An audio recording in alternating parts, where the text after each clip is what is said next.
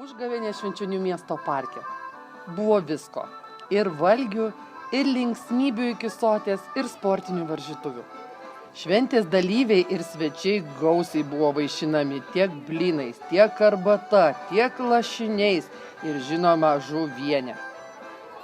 Viena iš gražiausių metų švenčių Užgavėnės. Kaip informuoja skirtingi rašytiniai šaltiniai, ši žiemos šventė skirta tam, kad išvaryti žiemą lauk iš kiemo ir prisišaukti pavasarį. Šiemet žiema buvo neilga ir iš kiemo pabėgo pati, tačiau oro sąlygos nesutrukdė Švenčionių miesto kultūros centro darbuotojams, organizavusiems šią šventę švenčioniškiams ir miesto svečiams išlaikyti visus Užgavėnių šventę lydinčius atributus.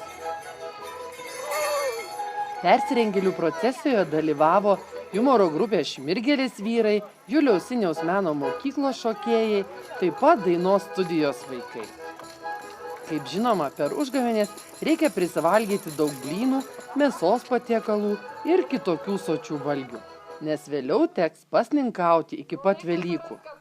Juk po Užgavėnių ateinantis gavėnios metas reikalauja susilaikyti ne tik nuo riebių valgių, bet ir nuo linksmybių. Kad šventė pavyktų, Švenčionių miesto kultūros centro organizatoriai pakvietė daug dalyvių, kuriems buvo nuoširdžiai dėkingi.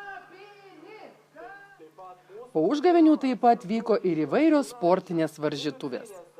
Gintaras Vilniškis parodė svečiam įspūdingą programą – svarsčių kilnojimo šou.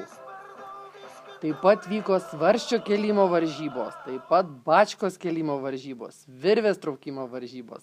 Nepralenkiami virvės traukimo varžybose buvo komanda iš Vilniaus Vilkai.